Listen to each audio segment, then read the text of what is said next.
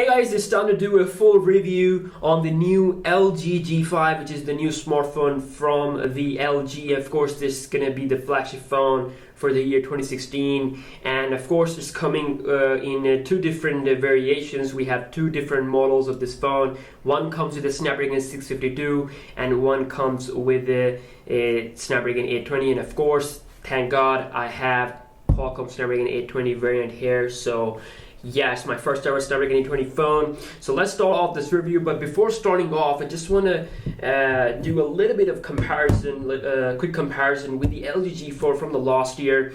Now basically every year you see new smartphones, you know, they come with improved camera, they come with improved processor, and you know, just normal stuff. But there's not like a major change in a smartphone. It is very less likely that every year you'll see a major change in a new flagship. So, but with the LG here, you can clearly see that the G5 has a completely new design. So they redesigned it completely from the scratch. It's now using full metal body instead of plastic, or of course this is a leather back. So they have used plastic on their G2, G3, G4, and finally they switched to the premium stuff, full metallic build quality, and at the same time they are giving us the option to remove the battery. Of course, this is the modular phone, and of course you can also insert the micro SD card slot. Micro SD card in the micro SD card slot. So yeah, you do get all those cool stuff, and you also get your awesome premiumness here. So the question is it worth upgrading from the LG G4 to the LG G5? I should say hell yeah, it's definitely worth it. You get a completely different phone. It's a completely different experience. It's smaller in terms of size, you know, also has different feels. So obviously you get all those stuff, like faster processor, better camera. You also have a fingerprint sensor now, which is of course not available on this one. The volume rocker is of course now on the side. Power button is still on the back with the fingerprint sensor. So yeah, I mean, definitely the number one question that you might be asking everyone is, you know, like whether it's worth to upgrade from the G4 to G5. The answer is yes, it is worth upgrading.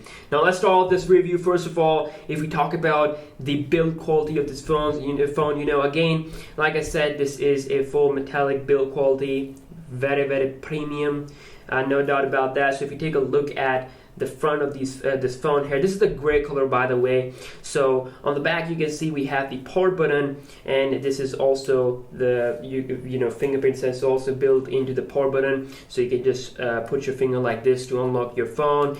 And also you have a dual camera setup with the LED flash and laser autofocus. So there is a 16 megapixel camera and the other one which is 8 megapixels. So basically you get you can capture wide angle pictures using two camera sensors. So yeah, that's a nice option. We have the G5 logo down here on the top side. You can notice that we have a 3.5 millimeter headphone jack. We get our microphone, and we also get our IR blaster on the top. At the bottom we get the USB Type-C charger, or of course charging connectivity, which is reversible, so you can connect in either direction.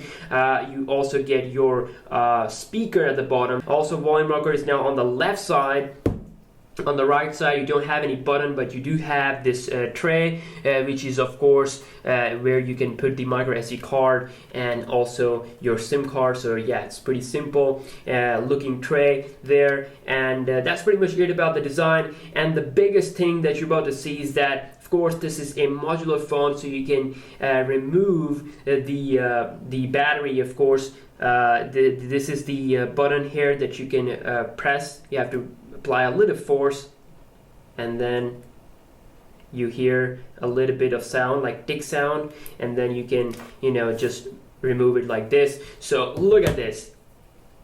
This is the innovation. I love it. LG, super genius. You can see this is how it looks like in full detail when you remove the battery. And this is a 2800 mAh battery, and of course there are some other accessories which LG is calling LG Friends. Like there's like a camera accessory, some hi-fi stuff, which I will be checking out in the future if that stuff will going to be available in my country. We'll probably might see like a modular phone from Samsung also in the future. So, and of course the phone is now off, so to turn on I have to hold down the power button. Alright, the phone is now on, and now we can talk about some other cool stuff on this phone here. So, first of all, you can notice here, this is the always on feature, which is similar to what we have on the Galaxy S7 and the S7 Edge. So it shows you the time and the day and the date and the month. So you get this information. It's always there. You can also turn it off if you don't want to see it in the settings. So of course you don't have to press the power button every single time you want to unlock your phone. You can unlock by double tapping the display. So it basically wakes up the display, so then you can swipe. So this is how the basic lock screen looks like. So I will come back to the software, but first I want to point out the display here. So this display is 5.3 inch Quad HD, one of the most beautiful displays I've ever seen. Just look at the quality. Just look at that. Oh my God, this is amazing. It is smaller compared to the G4. Of course, G4 had 5.5 inch, but I really like this because 5.3 inch is like a perfect size for a phone. It's like the perfect size for one-handed operation. It doesn't feel that big. You can see here with the G4, it's a much more bigger phone, especially it feels awkward when you put like big phones in your pocket. So, well, the G5 definitely they made it more compact, more smaller, so that you can easily have a good grip on it. Let's move towards the hardware and software. So first of all, if you talk about the hardware, this one comes with a Qualcomm Snapdragon 820 chipset with 4 gigs of RAM and has a pretty nice score in terms of the benchmarks, but of course it's not as good as the Exynos 8890. But of course it is a fast phone. I mean, benchmarks are just numbers. It is a super duper fast phone. I'm going to be doing speed test comparisons with other phones also. So I mean, just scrolling through UI, it looks just amazing, no lag whatsoever. Also, it has 32 gigabyte of built-in storage. Now I'm just going to quickly take a look at the general tab, and we're going to scroll down until we see the option for storage and USB. So I just want to show you guys how much user data is available. So out of 32 gigabyte, you get around 21.33 gigabyte available. Obviously, I did install some apps, so you get almost like 22 point something gigabyte data for your usage. So of course, that is a decent amount. It's enough for me actually. And you can install a lot of apps, and of course if you record videos, a lot of 4K videos and pictures, capture pictures, you can save all that stuff to your micro SD card. Of course, it supports up to 2 terabytes, so that is amazing. Now let's come down to the software. Of course, you get these on-screen buttons to interact with.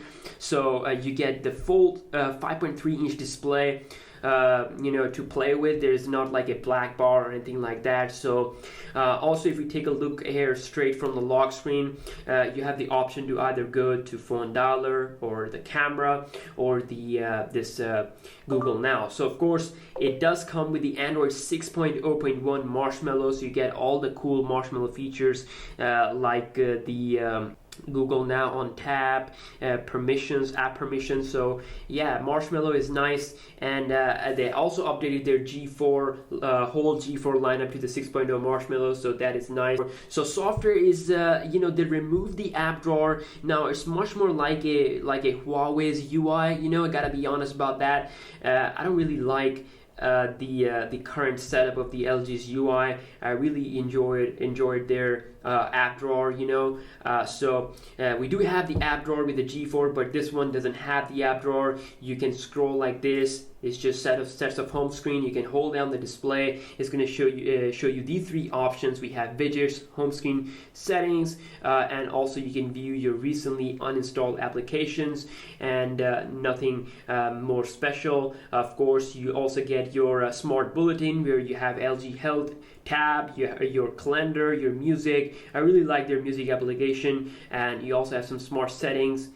Quick Remote and Evernote, so you can also turn this thing off if you don't like it. So just do that. It says if you can just remove it, it's not going to be here on the home screen. So opening up the setting apps, you can see the UI is pretty much the same as the G4's UI. So you can scroll like this left and right, and you have general, display, sound, notification, and networks tab. Like I said, of course, you do have the option to turn off the always on display. So I'm going to be making a separate video about its tips and tricks, so where we will see what like special things we have or tricks we have. But obviously, in just a simple statement, that most of the stuff software wise is pretty much the same. The biggest change which I can see is the removal of the app drawers. And of course, now on tab you can hold down this and it's going to take a screen scan and show you the relevant information. So I'm just gonna tap not now. So let's go ahead and talk about the camera on this phone. Now, camera is, like I said, it is improved 16 megapixel with f1.8 aperture size. Also has a secondary camera which is 8 megapixel, which you can use for wide angle pictures.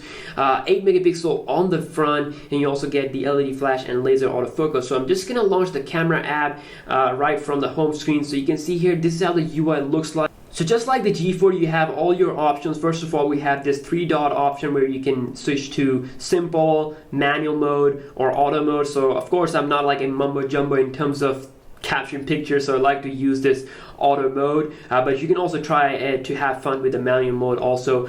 Moving down, we have the front camera option. Here you can, if you touch it, you can switch to the front camera. We have our modes option, where we have, first of all, the pop out mode, which basically gives you like the camera, the whole screen will be like in a pop-up view, something like that you can call it. We have the vignette effect. You can use lens blur, so it makes it a little bit blurry. This area is just the focused area, other part is just blurred. And you can also check out B and W, which change the colors a little bit. You also have a fisheye feature, so yeah, this is nice. You can also change to different modes. We have multi-view, which is like the half of the screen will capture the front camera, and the other half will capture through the back camera. So you can easily record yourself and also the what's happening in the back without any problem. You also get your slow motion video recording option and time lapse. So these are two important things that I'm going to be using. And also you can notice that we do have these options on the top, which basically, if we switch here, which gives you a little bit of what you can call a wide angle. Now you can see the full table, and I also have my MacBook Pro lying over there, so you can see the full stuff, how this thing can work. And that's like one of the coolest thing with the camera. And again, you can just quickly switch back to the main camera without any problem. You also have a quick little arrow here, so when you capture a photo, you can quickly share it to Facebook, or of course there are some other options also, like if I drag it down, you have the Instagram, you have the message, the mail, and the quick memo. So that's really nice. We have just quick sharing options there. And also you can go back, you can also record videos. Video recording is supported up to 4K. So switching to the front camera, you get pretty much the same options. For example, if we go into the main settings, you got your HDR, your ratio option. You also get this settings, which is basically like more effects, which is kind of like a new thing. You get lots of effects here, and also you get timer. You also get you can capture photos by just speaking, like smile or some word. And then we have our palm selfie type of thing, where you can show your hand like this, and you can do like this, and it's just going to start capturing the photo. And just the other gimmicky features that most people won't going to be using. You also get your beauty meter here, where you can tweak your skin and all that to look more better. And again, you do get your mode option. You get slow motion video option. Again, if you switch it, it just switches to the back camera. Of course, you can't you cannot record video, slow motion videos using front camera. So most of these options are for the back camera, but they do pop up even when you are using the front camera. So I mean, overall, in terms of the picture quality, I must say that this phone is definitely pretty solid. Of course, you are looking at some of the indoor shots. I'll be doing some of the more detailed comparison with other phones, but overall, I'm really impressed by both front and back camera. If you remember, G4 had one of the best cameras of 2015, so this phone takes that to the next level. So I'm going to be posting a specific camera detailed review. We'll be taking a look at some wide angle photos, some flash photos, night photography, and all that. So yeah, stay tuned for that. So lastly, if we talk about the battery, of course 2800 mAh is kind of less compared to the phones like S7 Edge, and even compared to the last year LG G4, which had like 3000 mAh battery. But this time they have done some better optimization. So I've been using this phone and I haven't seen any major drainage or any funny ridiculous drainage in terms of battery. I've been watching some YouTube videos and doing my normal stuff, checking out my social accounts. You can see that I still have 42% battery remaining, and I gotta say that this phone can easily survive 1 day plus. It does depend on your usage. I haven't been doing any gaming or anything like that, so I'll be doing a separate video detail on the battery. But yeah, it can survive up to 1 day easily. Like if you charge it in the morning, like 10 a.m., it will be it will go all the way up to like 11 p.m. Then you have to connect the charger. So yeah, overall, I'm really impressed by this phone. I gotta say that this is one of the most best options available at the moment for smartphone lovers for 2016. So yeah, if there is something specific that you guys want to know, hit me up in the comment section down below. And also, this phone will be available in some places after April 1st, 2016. So the price will be in between $650 to $700, at least where I live. So maybe it might be a little bit cheaper in your country. So yeah, comment below what you think about this new phone, and I'll see you guys in my next video. Peace out.